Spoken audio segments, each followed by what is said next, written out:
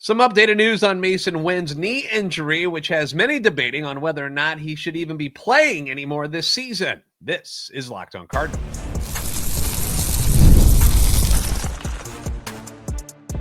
You are Locked On Cardinals, your daily St. Louis Cardinals podcast. Part of the Locked On Podcast Network, your team every day. Hey there, Cardinals fans. I'm JD Hafford, and I'm your host for Locked On Cardinals, part of the Locked On Podcast Network, covering your team every day. This is a show that serves Cardinal Nation and gives you all of the info about the birds on the bat. Today's episode brought to you by Game Time. Download the Game Time app, create an account, use code LOCKEDONMLB for $20 off your first purchase. Today's show, we got plenty of feedback to get to about yesterday's topic surrounding hitting coach Brant Brown that we're going to unpack in our Cardinal Confessions, which we'll get to in segment 3. We'll discuss the loss of the Mariners last night, in which Randy Arozarena basically bent the Cardinals over and spanked them like a toddler. But we will start with the news that came out after last night's game, late last night. And I want to apologize for the sound issues with the show the last couple of days. We've worked out all the kinks, we think. So we shouldn't sound like we're dying of tuberculosis like Doc Holliday, or like I'm talking from a bathroom like we've had to deal with. So sorry for that. Sorry for the late start today. Had a job interview that involved an arena football team. All right. So baseball time, though, now. So let's focus. Let's get into it. Last night after the game, reported by multiple sources, including the Athletics' Katie Woo, who's fantastic. Shortstop Masyn Winn, late scratch before the game last night, was dealing with a meniscus tear in his knee, and that is why he did not play last night. As we know, Masyn Winn has been dealing with a knee injury for a while. So that isn't new that he had a knee problem. It was just the detail about the knee injury is something new that Winn has been dealing with for a lot of this season. I think we all became more aware of it at the All-Star break. That's when things really started to come out that, that's been bothering him. Outstanding with his glove on the defensive side all season long. But since the All-Star break, yes, he has started to regress at the plate a little bit. First half, he was hitting .255 and had 7 home runs, 32 RBIs, and that was, I think, 84 games played. OPS plus at 95.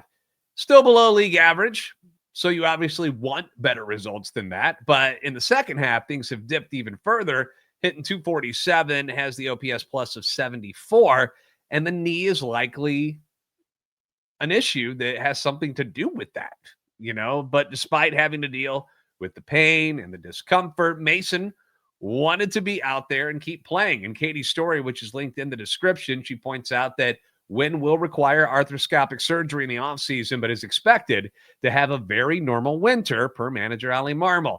And the word is that Winn will continue to play this season because they believe there is no risk for further damage to the meniscus, and they do not believe that any part of Winn's 2026 season will be in jeopardy.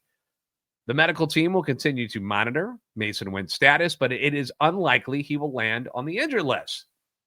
Now, my thoughts on this is that if this team was in a playoff hunt, right, which after losing 2 in a row to Seattle still has them in 4.5 back of the wild card, which if you're an optimist, that doesn't seem impossible because it's not.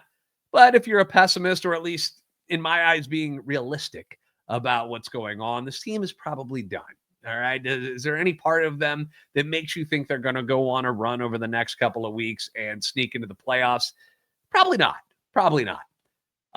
Not saying it's impossible, but probably not. And you really want to start worrying about the long term rather than just what's going to happen at the end of this season. And even if it's true that he can't injure the knee any more than it already is, why are we risking it?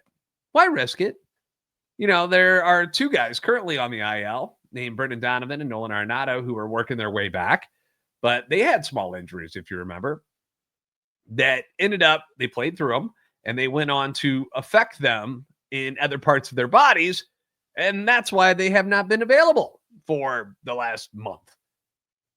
So why risk doing damage to not just the knee, that can't hurt the knee anymore, but risking damage to other parts of his body just to finish out the season? You start to do things a little differently because that part of your body hurts and it starts putting pressure on different areas. And that's where other injuries occur. Now, Katie's quote from Masyn about this, he said some stuff is probably going to have to be done this offseason. But I want to finish the year as strong as possible. I hate not playing games, but going forward, if I'm going to play the rest of the year out, maybe taking a day off here and there isn't a bad idea. You don't say. He said, I was told I probably can't do too much worse to it. Probably. So that's why I want to be out there. Knock on wood. If I can't hurt myself any further because of this, then I want to be out there. I feel I owe it to these guys to finish the year strong. I definitely don't want to cash it in this early. Technically, we still have a shot for a playoff berth, so I want to go out there and compete for that. I want to do it for my pitchers. I know these guys really want me out there at shortstop, and I want to be there. I'm going to have time in the offseason to recover so I can feel like I can play this one out. Now, don't get me wrong. Masyn is saying all the right things. He's saying all the right things that a leader should be saying. I appreciate it. I appreciate the leadership. I appreciate the willingness to fight through the pain, to be there for his team. But, man, I can't help but think that this seems like an awfully big risk at this point. Don't you think? Again, if you're in playoff contention, fight. But you're not really. And it just, as far as the procedure he needs done, it's not like we're rebuilding a knee here. Okay. It's not a major surgery, although many people argue that any surgery is major. You are cutting into your body. But this is the guy that you think will be playing the most demanding spot on your team for many years to come. And I'm not sure that I'm putting him at risk if I don't have to. Why can't we start the healing process now? So maybe I'm being too cautious. Maybe that's just me. I know he's in contention for the Gold Glove, so not sure, like, if you shut him down now, what that would do to his status for the award, if he would have enough innings and whatnot. I don't know. And Katie also pointed out that he's on pace to post the highest full season fielding percentage by a Cardinals shortstop in franchise history, which I was like, whoa, yeah, even better than Ozzie, who I got up on my wall over here, but you can't see it. I love that he wants to be out there. I really do, but I don't want to look back on the last couple of weeks of this season and say, I told you so. I told you so. It just seems like an unnecessary risk. That's all. But maybe I'm being too cautious. You tell me. Now, if the Cardinals were closer, like I said, I might change my tune. But they've yet to take advantage of the Mets slide. They keep losing, and they lost another one last night. The Cardinals did. Mets did too, but the Cardinals did too. And, like Thanos from Avengers Endgame, it was inevitable. Randy Arozarena was inevitable. We warned you. And it happened. We'll discuss it next, coming up on Locked On Cardinals.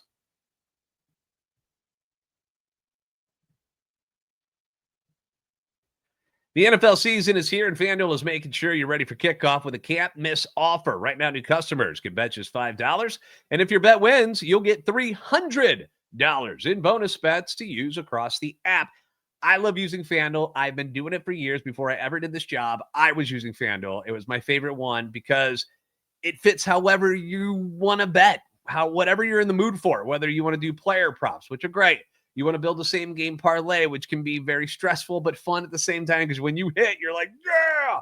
Or even jumping in live as the action unfolds. Every game becomes even more exciting, whether I'm watching my Green Bay Packers, who are getting ready to take the field on Thursday against the Washington Commanders, or just keeping an eye on my fantasy lineup. Big thank you to Josh Allen for bailing me out in week 1 and getting me my victory. But it's quick. It's easy. It's the best way to add a little more energy to game day. So are you ready to play? Download the FanDuel app now by visiting FanDuel.com to get started. That's FanDuel.com to place your first $5 bet.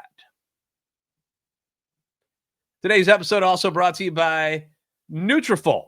Now, you've probably seen, I don't know, a million ads for hair growth products and thought, sure, like that actually works. But there are a lot of products out there that won't. And it's hard to know which ones are actually going to do anything. That's why you need to trust the folks at Nutrafol and take a closer look at them. They are the #1 dermatologist recommended hair growth supplement brand, trusted by over 1.5 million people. And it's not just hype.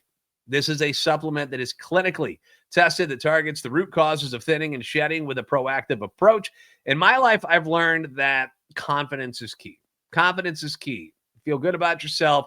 You're going to feel good about things you're doing in life. And so whether you're at work or you're out with friends or even just getting ready in the morning, Nutrafol is going to give you more confidence in your daily routine. You're going to feel better about yourself. Nutrafol is simple to add to your day as well. 4 pills with a meal. No prescription is needed. Easy.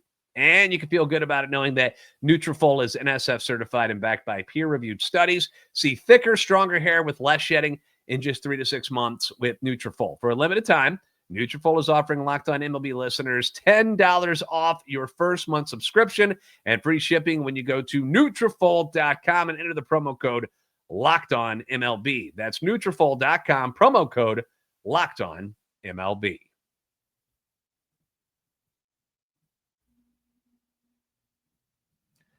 Thanks for making Locked On Cardinals your first listen every day. If you enjoy daily Cardinals content, you can follow the podcast on X at @LO_Cardinals. We're on YouTube, TikTok, Instagram at Locked On Cardinals. Feel free to leave us feedback. It is always welcome and encouraged. We're going to get to some of that feedback in segment 3. But let's talk about last night's game. For the second night in a row, the Cardinals jumped out to a 2-0 lead on the Mariners, only to see that lead evaporate and eventually lose the game by a couple of runs. Lost 4-2 on Monday. Tuesday, final score is 5-3. And coming into this series, I pointed out multiple people that the Cardinals pitching staff is going to have to worry about because this Mariners lineup, it's excellent and it's deep. You know, everybody in the lineup can hit. they can. Sure, it starts to, fade a little bit as you get to the bottom, like most lineups do. But 1 through 6, pretty darn good. You've got AL MVP candidate Cal Raleigh. You've got Julio Rodriguez, Josh Naylor, Eugenio Suarez, and, the other guys, J.P. Crawford and company. But the guy that you just knew was going to make his mark at some point in this series was former Cardinal Randy Arozarena. He's a guy that always seems to rise to the occasion. The bigger the stage, the better for this guy. Had a couple of hits in Monday's win, but on Tuesday, goes superstar mode against the guy that the Cardinals traded him for in starting pitcher Matthew Liberatore. And Libby was looking strong early. First couple of innings, very nice. First inning was 6 pitches in the first inning. Beautiful. But just like Michaelis the previous night, he made a crucial mistake with the bottom of the order, which set Arozarena up for his at-bat in the 3rd inning, which just changed the whole demeanor of the game. And that mistake was walking the number 9 hitter. Victor Robles led off the inning with a single, stole second. So that left first base open, but this is the bottom of the order. And like Michaelis on Monday, you want to be aggressive against the lower hitters in the order because when you flip that lineup over, you got some mashers waiting for you at the top of the lineup. Gone are the days where it was like a little tiny leadoff hitter who had speed, and that's all they did. No, now your leadoff hitters are hitting tanks. That's what they want. And that's what that's what the Mariners got. Top of their lineup, there he is, Randy Arozarena. And as soon as the walk happened, as soon as it happened, I think all of us in Cardinal Nation just let out a big, uh-oh. Now, Libby, for whatever reason, lost his command in that inning, was having some issues specifically with the fastball. It was up in the zone continuously, just poof, poof, up in the zone, having a tough time getting it down.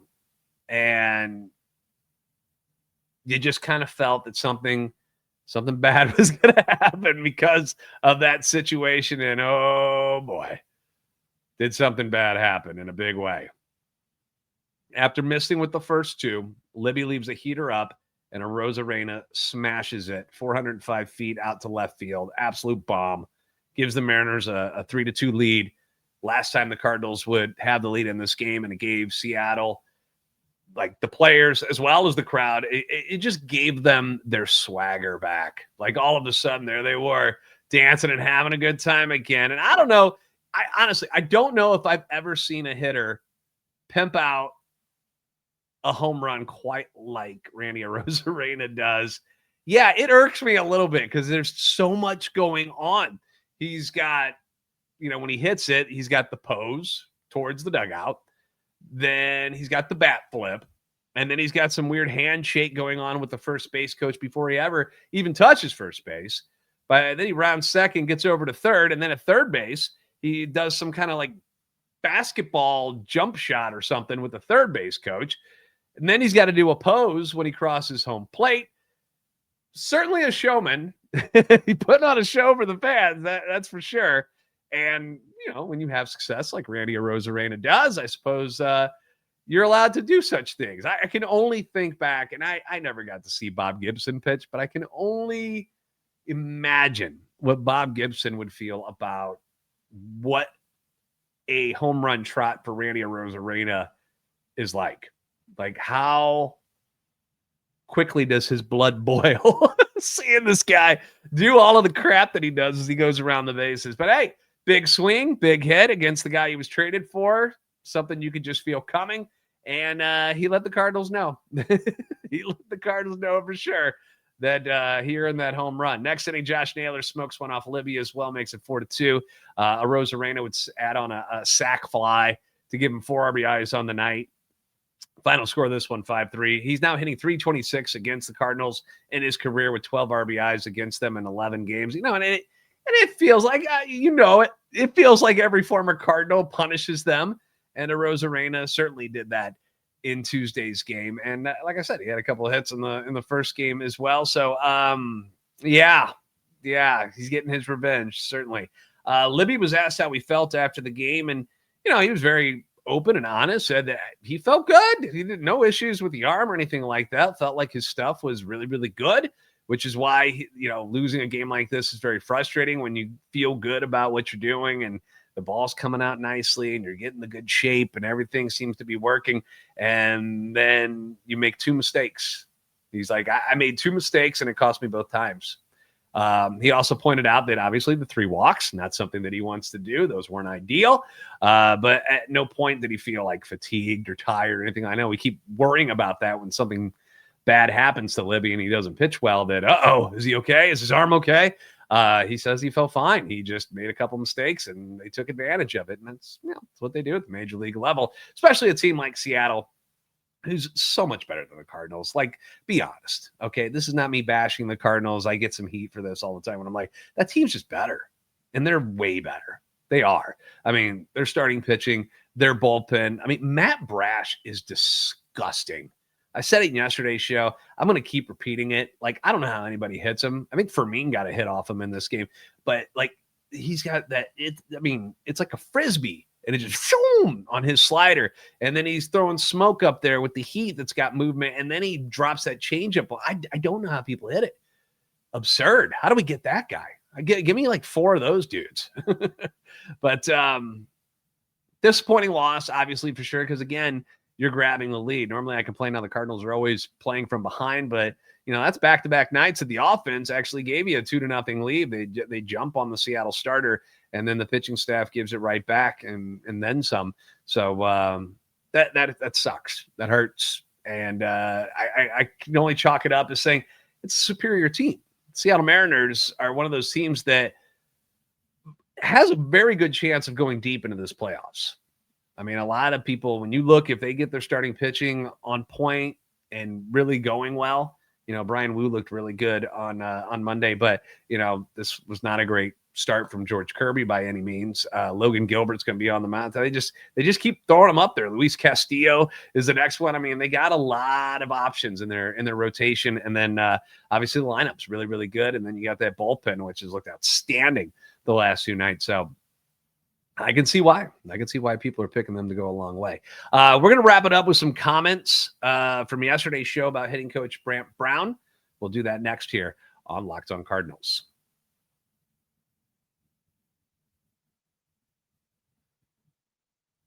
There's nothing like catching a baseball game live. You got the energy. You got the crowd. You saw it last night in Seattle, man. As soon as that home run happened, they were going bonkers. And, you also get a chance to see your favorite team and favorite players in person. But, Getting tickets can be the problem, right? That can be where things get a little tough. You deal with queues and login screens and those stupid surprise fees. Takes the fun out of buying your tickets for not just sporting events, but concerts and anything else that you need tickets to, which is why I use Game Time, and you should too, because this is the app that gives the advantage back to fans.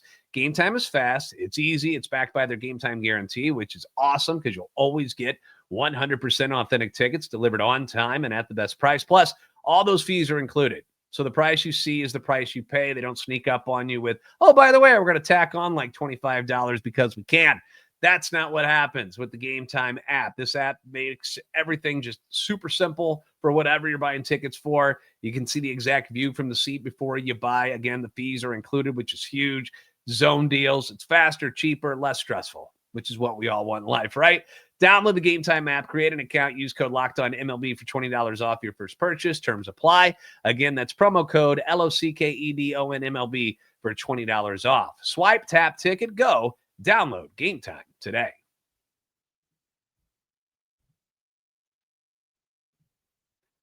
Thanks for making Locked On Cardinals your first listen every day for your second listen. Check out Locked On MLB Game Night. It's every game, every night until the World Series champion is crowned. Get local analysis, but on a national scale. Find MLB Game Night on Locked On MLB on YouTube or wherever you listen to your podcast. Myself and John Frisch will be hosting again tonight if you want to stop by. We had a nice group of people in there last night when we went live after all the West Coast games were done. There are 6 West Coast games. At least there have been the first 2 nights.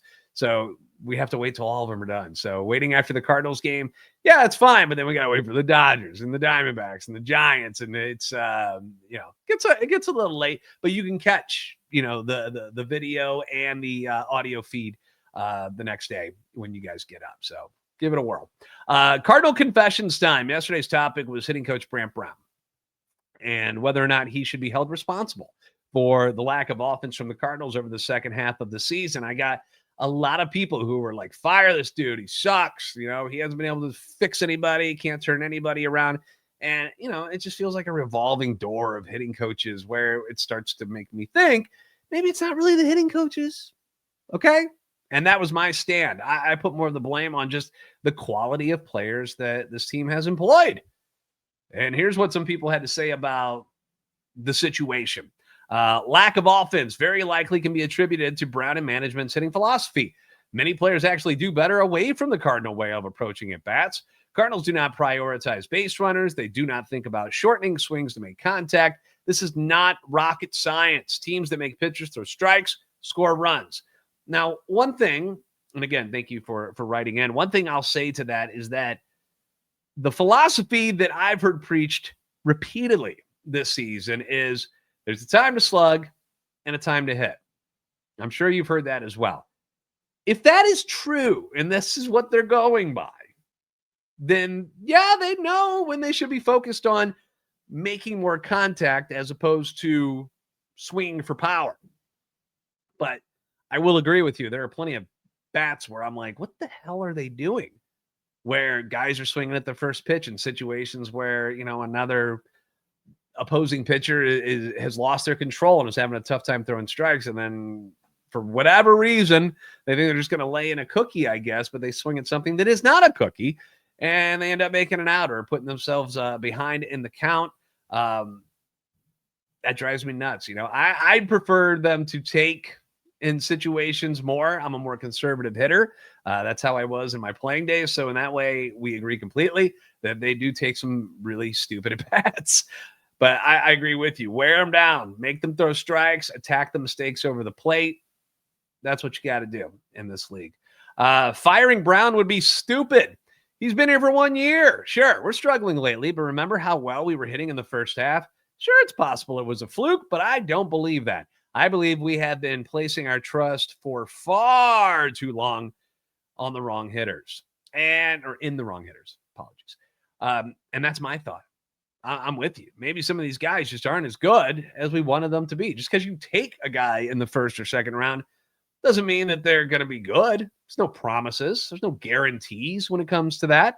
Plenty of guys they take early in drafts and they're busts and never make it to the major league. So is that what's going on here? Maybe these guys that they choose are just not as good as we want them to be. Now, Is it because they're just not that good, or is this a development issue before they get to the big leagues? Is it an organizational issue with what they're teaching in the minors? When was the last time the Cardinals developed a really good hitter, like out of their own farm system? When was the last time that happened? It's been a while. We've heard promises of guys. Dylan Carlson was the last one that flamed out. That was supposed to be, the next coming of a legit star in Major League Baseball, and that didn't happen. And now we're watching Jordan Walker have issues. We're watching Nolan Gorman continue to have issues. And I don't know. One thing that always got pointed out was that the Cardinals had like their lack of the amount of people on their coaching staffs in the minors. Not enough coaching, not enough advisors and stuff like that to help the players and give them the attention that they required. And, it's something they've started to remedy. They just recently, this past year started making improvements and hiring more staff and stuff to make this better. So we'll see if this new crop of talent that's coming up will benefit from it. But they're at least trying to do that now, where in the past they did not. Here's another one. Brown didn't hire himself since 2007, nor did he either hire or fire. Okay. Nor since 2007 did he either hire or fire Hal McRae, Mark McGuire, John Mabry, Jeff Albert, and Turner Ward. But we know who did. Treat the disease, not a single symptom out of dozens. Well put. Firing the hitting coach is not the answer. He has done an amazing job with some of the players. He can only coach. Players have to follow his directions. The man just got here, and no team, good or bad, keeps firing everyone when the team is not winning. Some of the top teams lose to bottom feeders, and they don't start snatching people's jobs. Cardinals fans need to realize what this year is and what it's not. This is an entirely young team that's been playing lately, including the bullpen. Let the boys play and grow before you start dismantling the team and coaches. They may be pushing for 500, but they are much better than some other teams with veteran players. Go Cards. All right, we'll end on that one. That's a little motivational ending to that one. I agree too. And I know it's an instant satisfaction world. You've heard me say that many, many times, where you don't get the results right away, get them out of here. It's over. Fire him. And that's just not how baseball is done. Some teams do that. Seattle fired Brant Brown last year, and he wasn't around very long, but he just didn't click well with the personalities that they had. It just wasn't a good fit. We never heard of any problems going on with Brant Brown and having issues with any of the personalities here with the St. Louis Cardinals. If there are some going on, the only one that we've really heard is, what lately about Jordan Walker maybe not doing things the way that they want him to do it to make himself better. That's all we've heard. We haven't really, I haven't heard Jordan Walker's side of this at all, that, that was true. But again, I can't just look at Brant Brown and go, you're the reason why, because I've seen this group of players not do well for a couple of years now. So I don't think it's him. I think it's just the players, that they're just not that good. They're just not where you want them to be. You need new people. You need more talent, whether that's coming from your own farm system, which they're working on, or you go out and find some better bats and better pitching. But you got to do one or the other. You can't just keep floating here in the middle, because that's not going to get you anywhere. Bad spot to be. All right, Michael McGreevy's on the hill tonight. They'll try to avoid the sweep against Logan Gilbert. I'll be up late for the game, MLB game night tonight, and we've got, I'll be on the socials, talking about the game and whatnot. So if you want to come by and join me, by all means, you are more than welcome to. Thanks for making Locked On Cardinals your first listen every day. If you haven't already, give us a follow on X at @LO_Cardinals. You can also find me at JD Sports Radio, TikTok, and Instagram at Locked On Cardinals. Of course, like, subscribe on YouTube if you haven't already. If you have already, you are awesome. If you haven't, what are you waiting for? You're the best fans in baseball for a reason. I'll see you next time on Locked On Cardinals.